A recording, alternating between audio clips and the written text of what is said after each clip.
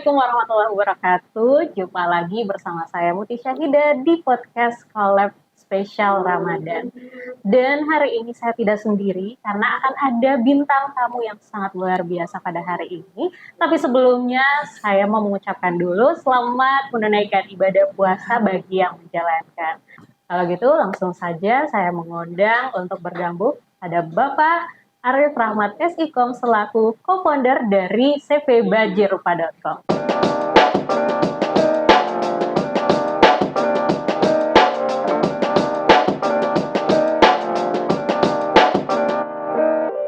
Nah, di samping saya sudah ada bintang tamu kita yang sangat luar biasa. Ada Pak Arif Rahmat SIKOM. Selamat sore, Bapak. Sore. Gimana kabarnya hari ini? Alhamdulillah baik. Alhamdulillah. Gimana puasanya? Alhamdulillah lancar. Lancar. Oke. Jadi beliau ini adalah mahasiswa juga ya Pak, mahasiswa Magister Manajemen di Institut Teknologi dan Bisnis Nobel Indonesia. Luar biasa, kita punya mahasiswa yang sangat luar biasa. Beliau ini juga adalah founder dari @kopitani.id ya Pak, dan juga co-founder dari @bajirupa.com. Nah, sebelum kita bincang-bincang mengenai cvbajirupa.com ini, di mana ada dua ya Pak, dua concern di sana, ada kopi dan ada juga desain interior. Tapi sebelum kita melangkah lebih jauh tentang gimana sih proses dari desain interior sendiri, kita mau ngulik sedikit dulu ya Pak mengenai Kopi Tani itu sendiri. Gimana proses dari startupnya? Bisa diceritain nggak Pak? Ya, kalau Kopi Tani kita mulai dari 2017. Kebetulan background saya sebelum buat kopitani.id itu adalah kerja di salah satu perusahaan eksportir kopi. Oke. Nah, kemudian kami melihat di lapangan rantai distribusinya panjang sekali. Jadi peran tengkulak sangat tinggi. Jadi mimpinya ingin memutus mata rantai tengkulak untuk memberdayakan petani kopi lokal. Nah, di proses di lapangan memang butuh banyak, ada banyak tantangan. Tapi alhamdulillah sampai sekarang dari 2017 sampai 2023 kita masih bisa bertahan. Tapi memang setelah Bapak lulus kuliah ya, apa memang sudah ada cita-cita untuk menjadi distributor dari kopi itu sendiri, atau karena kan ini ya, kalau kita melihat dari background Bapak ini sebagai sarjana ilmu komunikasi, sedangkan memang dari yang kita lihat background dari pekerjaannya sangat berbeda jauh. Nah, itu gimana caranya Pak bisa sampai sekarang?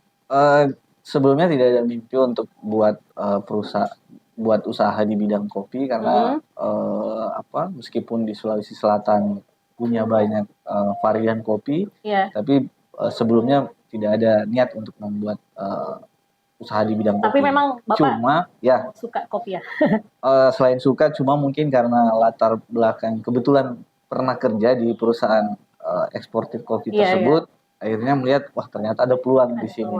Nah, ketika sudah resign, coba buat platformnya kopitani.id, karena kami melihat apalagi di Indonesia Timur itu belum ada yang spesifik buat startup di bidang agriculture, fokusnya di kopi. Tapi emang di Indonesia Timur aja. Kalau di Jawa sendiri gimana Pak? Kita sebenarnya kalau untuk market itu seluruh Indonesia. Untuk ada beberapa produk kita kirim permintaan, biasa kita kirim ke Sumatera, Jawa, Indonesia Timur sih lebih, Tengah dan Timur itu lebih spesifik untuk target market. Luar biasa dong, Kopi Tani ini sudah sangat sukses ya. Apalagi kan di 2017 ini sudah banyak proses yang dilalui ya. Kalau kalian bisa lihat ini nanti ya, ini banyak sekali macam-macam kopi. Dari kopi mana Pak? Macam-macam, kita ada dari Sumatera, ada dari Flores, ada dari Jawa, ada Bali, ada Papua. Luar biasa. Nah, tapi lebih fokus di Sulawesi Selatan. Fokus Sulawesi Selatan, karena memang penikmat kopinya lebih banyak ya Pak? Bisa dibilang kayak gitu. Oke, jadi ini sedikit mengenai startup di kopitani.id. Sekarang kita mau tahu dulu dari cvbajirupa.com ini, karena memang saya sempat buka ya Instagramnya seperti apa, dan ternyata itu sangat-sangat luar biasa, followersnya juga lumayan, terus juga desainnya sangat-sangat cantik. Nah itu gimana caranya Bapak menjalankan kedua bisnis ini secara bersamaan, dan gimana sih Bapak ini bisa memulai dari bisnis desain interior ini? Ya kalau mungkin kenapa memulai Baji Rupa di fokus di desain interior, saya intinya mungkin yang bahasa sekarang yang sering rame itu kolaborasi. Nah kebetulan founder saya itu backgroundnya dia arsitek. Nah saya lebih fokus ke bisnisnya, jadi mungkin lebih ke operasional ya, detailnya. Jadi meskipun latar belakang saya bukan seorang arsitek, tapi saya punya founder yang partner yang lebih spesifik di bidang itu. That's why Pak Rahmat ini adalah CEO co-founder ya dari cvbajirupa.com. Nah kita mau tahu juga nih, gimana sih konsep dasar dari desain interior itu sendiri? Nah sederhananya sih kita ingin membantu buat orang-orang yang ingin merenovasi rumah, ingin mempercantik rumah, tapi bingung dengan konsep apa yang dipakai. Apalagi mungkin sekarang kebanyakan yang kendalanya dengan ruangan yang sangat minimalis, ingin ditata secara fungsional lebih efektif. Nah, kalau misal tidak menggunakan jasa konsultan desain interior yang profesional, itu pasti bakalan agak susah untuk menata ruangannya. Betul. Jadi terkesan agak sempit. Nah, kalau untuk di desain interior, kami memang fokus di bidang itu, dari keilmuannya, dari pengalaman, dari sampai eksekusinya. Kita membuat konsep ke konsumen, setelah konsumen di-approve baru kita produksi untuk item-itemnya. Timnya ada berapa orang kalau boleh tahu Pak? Tergantung project sebenarnya. Kalau misal ada beberapa titik, kita juga untuk volume tim juga. Oke, jadi dari konsep desain interior ini, apakah Bapak juga mempersiapkan buruh bangunan untuk ini? Oh semuanya ya? Ya semuanya, mulai dari hulu ke ininya. Nah, kalau boleh tahu nih Pak, elemen penting dari desain interior itu sendiri apa sih? Nah, yang paling pertama itu tahap perencanaan. Perencanaan sangat penting ketika ingin buat konsep desainnya. Kita sangat mengedukasi biasanya ke konsumen, tapi konsumen kita minta apa yang dia inginkan. Setelah kami sudah tangkap apa yang dia inginkan, baru kami buat konsepnya. Konsepnya seperti ini, setelah di-approve, kami buat untuk produksinya. Yang paling penting memang di tahap perencanaan dan tahap finishingnya. Meskipun perencanaan bagus, kalau secara desain bagus, tapi finishingnya kurang bagus. Nah sebenarnya dua hal ini yang tidak bisa dipisahkan. Nah kebanyakan mungkin orang yang mau melakukan pengerjaan desain interior di rumahnya, ambil gambar misal di internet, langsung panggil tukang, tahu-tahu hasilnya tidak sesuai dengan dengan hasilnya. Karena mungkin di desain interior itu ada gambar kerja yang harus presisi. Kalau mungkin kita ambil ini tidak ada gambar kerja, jadi tukang tuh susah untuk menerjemahkan. Nah, kalau kami secara detail semua dari proses-prosesnya itu kami kerjakan. Itu berapa lama Pak proses dari perencanaan sampai pembangunan dari sebuah rumah, itu berapa lama? Kalau untuk estimasi lamanya itu tergantung volume, tapi mungkin kalau untuk rumah biasanya kalau untuk tahap perencanaan 2-3 minggu. Oh, 2-3 minggu. Tapi itu pun tergantung dari klien. Ada klien biasa yang mau mixnya itu sangat banyak. Mungkin dia mau konsep yang Skandinavia, mau konsep yang minimalis, dia mau konsep macam-macam. Banyak ya. Jadi kadang-kadang ada beberapa ada beberapa klien yang ingin sangat mencampur adukan banyak konsep di dalam. Oh gitu. Nah, apalagi mungkin yang segmen yang millennials yang banyak referensi di internet, mau ini, mungkin lihat video dari mana, dari YouTube, mau masukkan ini. Nah, cuma jadinya nanti akan kacau. Nah, kami masuk kalau memang yang mana yang mau difokusin. Oh begitu. Jadi tergantung lagi ya dari kesepakatan bersama ya, dari klien, dari Pak Arif Rahmat sendiri. Nah, kita mau tahu juga gimana sih cara strategi agar memanggil klien untuk bisa datang ke kita gitu. Ya, dari CP Baju Rupa betul. sendiri. Kalau kami sih yang paling penting sih utama itu portofolio harus bagus. Karena mustahil konsumen bisa percaya kalau hasil akhir yang kita kerjakan itu tidak bagus. Pasti jadi negatif buat kita. Nah, yang paling utama portofolio kami semaksimalkan mungkin presisi sesuai dengan gambar yang kita ajukan. Iya, betul. Nah, setelah itu mungkin dari online dan offline-nya kita gencarkan juga untuk promosinya. Ya, terbukti ya banyak ininya. Alhamdulillah kebanyakan biasa yang konsumen-konsumen yang klien-klien yang kita tangani, misal ada klien kami pertama dikerjakan apartemennya, setelah apartemen ke rumahnya, sekarang kita kerjakan lagi vilanya di Malino. Jadi alhamdulillah dari banyak yang percaya. Ya, jadi dari situ mungkin kita untuk maintenance customer supaya puas tuh yang karena meskipun kita presentasinya kayak gimana tapi hasil akhirnya kurang bagus. Betul. Agak susah juga karena kan ini barang yang fisik, jadi harus secara fisiknya juga bagus. Nah, saya juga penasaran nih. Kalau biasanya kan kalau kita ketemu klien, ada tuh klien yang mau ini. Dari yang desain yang paling banyak diminati itu seperti apa Pak bentuknya?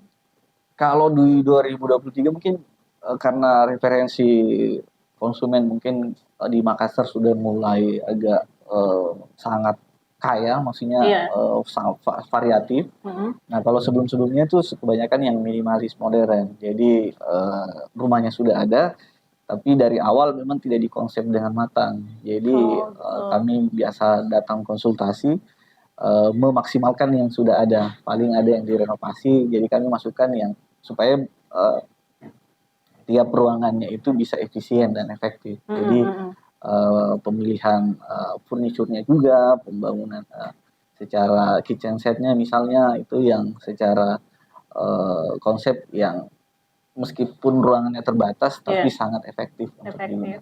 Nah, bagian rumah yang paling sulit untuk dibuat dari desainnya itu sendiri apa Pak? Bagian rumah entah itu dari mungkin ruang tamu misalkan atau dapur atau hampir paling sulit. Ya hampir semua sih mungkin ini, tapi hampir sama sih mungkin semua untuk detailnya.